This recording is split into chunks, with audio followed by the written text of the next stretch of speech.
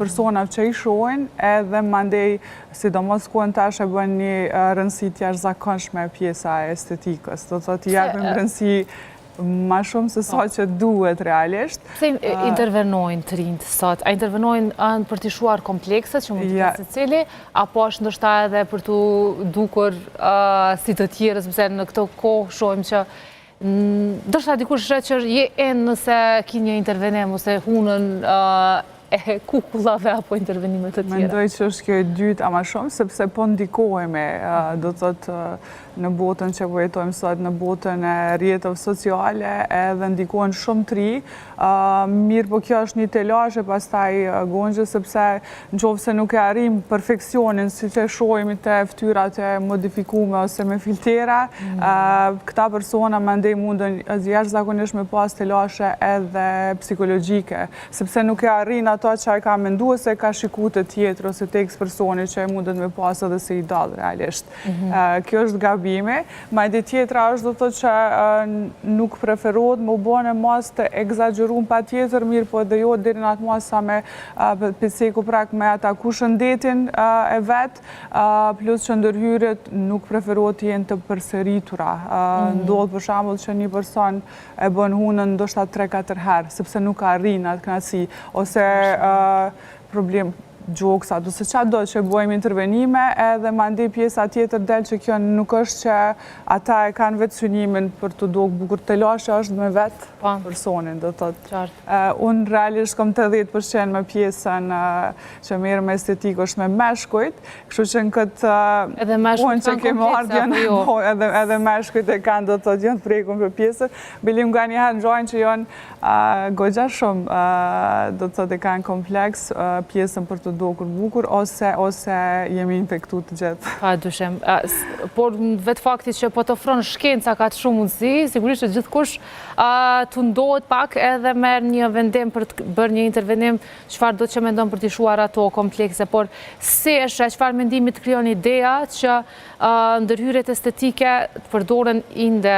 dhjamorit personave të vdekur në trupat e personave të gjallë? Nëse flasëm vetëm për ndërhyrje estetike, normal që jemi pro dhe i shohim për ditë, janë të prekshme, është gjona që secilin është prej nesh ka diçka që ka prek në trup ose në fytyrë, ndërsa sa i përket vetëm këtij lloji operimi, kam dëgjuar që bëhet me inde dhjamore të trupit tënd dhe deri aty jemi në rregull, s'është trupi dhe mund të vendosësh se çka, po është vetë personi, ndërsa në momentin që është një person i dytë, mandej është edhe i vdekur, domethënë nuk është më në gjendje fizike, atëherë më duket se është e tepërt, mandej nuk e di se sa është e shëndetshme dhe sa mbjetojnë inde dhjamore të një personi tjetër, sepse trupi dihet që nuk pranon trupat tuaj apo lëndë që nuk i takojnë organizmit tënd. Kështu që mendoj se do të ishte një intervenim këtë është një rrezikim shumë i madh i jetës dhe nuk mendoj se do të ketë suksese. Kur e shohim gonxhe prap do të thotë edhe këto tash në kohën që i përdorim botoksat, fillerat, as këto nuk është që janë shumë të kontrolluar edhe e dim sakt çka po futim në trupin ton. Por edhe pse ajo është, sa lexova ishte fazë testuese, sepse nuk kam bërë shumë duke mbi 2000 veta, mirë po pritet të shoh si po pranohet. Të pjesa e kësaj do thotë, unë e kam një përparësi sepse i bojna meshkujt mundi i bukur, nuk janë asnjëherë të egzageruar, sa janë intervenime tjera, kështu që këtë pjesë e kam pak më lehtë. Por ta pyesim pak doktoreshën, sepse gjithmonë besoj një profesioniste shëndetësore shuan edhe shumë pikpyetje apo ato polemika që veç ne mund t'i kemi. Flasim pak për sigurinë. Sa është i sigurt ky end dhjamor në trupin e personave të gjallë? Po i referohem kështu që me bo dallimin. Kjo është problemi kryesor, Gonçe, që me të vërtet ka dalë trend në Amerikë dhe po shitet çdo gjilpër me dhjamin zombi që quhet, pra dhjamin i cili jeton nga kadavra dhe deri tek njerëzit e gjallë. Për 100.000 euro kushton gjilpëra, prandaj mund ta imagjinoni që kufizimi i parë është që është vetëm për të pasurit, nuk është për popullatën e gjerë. Pra rrugët drejt Kosovës e kanë shumë të gjatë këto gjilpërat me dhjamin e të vdekurve. Pikërisht për faktin që jo vetëm kosta është shumë e lartë, por kemi edhe një mungesë të studimeve shkencore. Kjo nuk është rastësi, është e dëshiruar faktikisht nga industria e bukurisë që mos të kaloj si produkt i trupit njerëzor, pra si që janë transplantet e organeve. Askush nuk merr do transplante pa 100 procedura, pa kaq shumë studime që ne kemi, kështu që e kanë futur në linjën e produkteve të bukurisë për ta mbajtur larg kontrolleve të FDA-s, që është Agjentura e Medikamenteve në Amerikë, dhe kontrolleve etike të gjitha institucioneve shëndetësore, për ta bërë sa më komerciale. Pra edhe pse po flasim për inde të vdekurve, ku shkelen 100 ligje mund ta quajmë, përsëri kjo gjilpër me dhjam ekziston në tregun amerikan dhe po jepet momentalisht pa ditur se çfarë shkakton tek ata që po e marrin. Siç e përmendët dhe juve, botoksi, po? A është testu për ata njerëz që është apliku, do të thotë në çfarë faze, periudha që ka qenë, çka ka ndodhur me ata njerëz? Nuk është Nuk kemi pra studime afatgjate, as afatshkurte, as afatgjate, se nuk janë dhe të dëshiruara, nuk është problemi se nuk është një revolucion shkencor, nuk janë mjekët estetikës ose shkencëtarët që e kanë nxjerrë të si zbulim, por është një, mund ta quajmë një hile, një marifet që po e bën industria e bukurisë për të shitur kaq shtrenjtë një produkt që vjen nga trupi i njeriut të vdekur dhe favoret, sepse këtu po flitet për botokset si filler, po përdoren hyaluroni që janë të ditura, e përmendi dhe kosovarja shumë mirë që është një trend më së i prekshëm, i përditshëm, që merret dhjami nga pjesët të ndryshme të trupit dhe injektohet diku tjetër aty ku dëshirohet, pra kjo e quhet lipozekcioni, pra por është indi jon dhe madje edhe kur bëjmë transplatimin e madje të indit ton, ne kemi komplikacione mjekësore të mirëditura. Imagjinoni kur marrim dhjamin e një të vdekuri dhe të një ADN-je komplet ndryshe, që trupi jo nuk e njeh, kështu që nga ana mjekësore, Gonxhe, ne e dim që do kemi patjetër raste që do dalin po ashtu virale në internet të prekurve nga këto injekcione të shtrenjta, ku do shohim që dhjami i injektuar pas një afati të caktuar edhe do vdesi. Do kemi pra ata ashtu quajtur nekrozat, vdekje të indit ku është bërë transplantimi, ku është bërë injekcioni. Kemi infekcionet. Në momentin që fusim në trupin tonë diçka të huaj, kjo mund të shkaktojë një reakcion të inflamacionit që quajmë dhe të infekcionit, që përhapet infekcioni deri në gjak, dhe madje kemi në Angli një rast të vdekjes nga injekcionet me dhjamin e të vdekurve. Pra,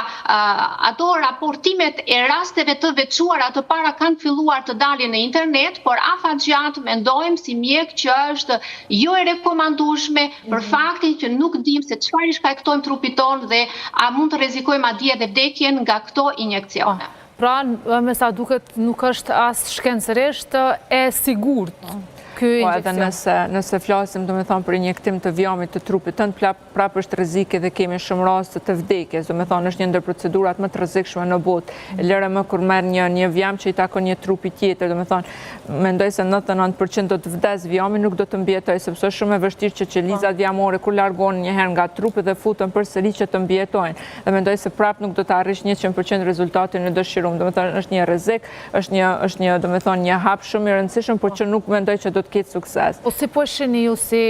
qof mani apo dëshirë që të kalojnë ndoshta çdo imagjinat, sepse deri dje kemi folur po për një pjesë të indit të trupit tënd me dërguar në një pjesë caktuar, por tash të një personi të vdekur, dhe po shohim që ka madje edhe persona, ndoshta ne këtu po irritohemi, por në anën tjetër të botës ka edhe kërkesa dhe ka persona që e kanë provu, ani pse qysh po shihet sipas doktoreshës edhe nuk është që ka funksionuar shumë mirë. Si po ju duket kjo? Mendoj se është e tepërt dhe mendoj se i kalon pak limitet e standardeve normale të bukurisë. Mendoj se nuk më pëlqen që të promovohet dhe nuk më pëlqen se çfarë do të bëhet trend në Amerikë, madje në vendet e tjera të botës me zispresin ta provojnë. Ajo po vjen. Ajo po vjen, po mendoj se e kalon atë normalitetin, atë normalen. Do me thonë, është në rregull të dukesh bukur, të kujdesesh, të kurosh për veten, të gjithë e bëj edhe unë, mandej nuk është që jam kundër, kam edhe ndërhyrje, po jo deri në atë pikë. Jo, deri në atë pikë. Deri kur rrezikohet shëndeti i vetë personit. Po çka edhe nëse do të ishte pra e sigurt shkencërisht, a mjafton kjo për ta bërë të pranueshme moralisht një ndërhyrje të tillë, Valmira? Ta zëvësh gjithçka okay, gjithçka e sigurt, por në aspektin tjetër njerëzor, moral, etik, Nëse flasë prej kuandit tem personalisht, unë nuk isha ndi rehat, do të nëse veç e kisha di që ajt endi amor po merret prej një personi të vdekur, mirë po prapë e cekim që pjesa me estetike do të thotë ka marrë një hap jashtëzakonshëm, sa që njerëz e pranojnë këto, po besoj edhe shkojnë deri në këtë lloj të çmendurisë. Vetë fakti që na në trupin ton lejojmë pas edhe përveç botoksave, proteza, do të thotë të ndryshme, kështu që unë po mendoj që kanë, nëse ajo kish pas rezultat, sepse prapë është fazë testuese që po bëhet, edhe nëse kish pas rezultat, edhe ikim asaj pjesës të side effecteve, unë po mendoj që veç njerëzit kanë me përdorë dhe kanë me shfrytzu këtë gjë. Pra mendon që do ta përdorë, nuk do t'ju Në qovë se shohin rezultat edhe pse sa duhet rezultate mund me qenë, edhe pse tojnë e dëmshme. E kemi rastin për shembull për Ozempikun. Gjithë shkencëtarët thonë që nuk duhet gjithë personat me përdorë, edhe ka shumë side effect, mirë po e dim që çdo person dytin tretin që shohim që ka hup peshë dhe nuk e dim që ka bëu xhem ose diçka regjim strikt me dietat, e dim që ka përdorur Ozempikun. Edhe pse i kam përballë efektet anësore që jep ai ilaç. Kështu që unë po mendoj kemi arrit deri në atë fazë që çkado që përballemi me rrezikun e marrim, do të thotë përsipër, ndoshta për mosdijes ose veç dëshirës për të dukur bukur. Ne për shembull te floku e përdorim stem cells, edhe ajo merret prej indit diamor, mirë po bëhet prej vet personit. Edhe në momentin që bëhet nga vet personi, sikur është për shembull PRP-ja dhe ka shumë gjëra që i bëjmë, do të thotë ajo kur është nga vet personi është komplet e pranueshme, sepse e kemi domethënë 100% riskun, e kemi shumë më pak për infeksione, për nekroza, për gjithë këto. Kështu që tek kjo pjesë po mendoj që nëse ka mu duk bukur dhe ka me pas efekt ata persona që e kanë apliku, ka me rritë rëndë sa do që kostoja qenë ka bukur shumë e madhe, se nuk e kam ditë rreth kostos. Shumë e madhe kosto. Po kur flasim për bukurinë, Aurora, duhet të ekzistoj një vijë e kuqe, pra, a duhet të ketë limite edhe ndërhyrjet estetike, nga kandi i një mjekës, si shihni ju këtë? Unë si do flasi psikoterapiste tani, Gonçe, sepse po kalojmë tek perceptimi i bukurisë dhe kur bëhet fjalë, u përmend edhe nga kolegja më përpara që shumë persona sa dojnë ndërhyrje të bëjmë injekcione, të bëjmë përsëri,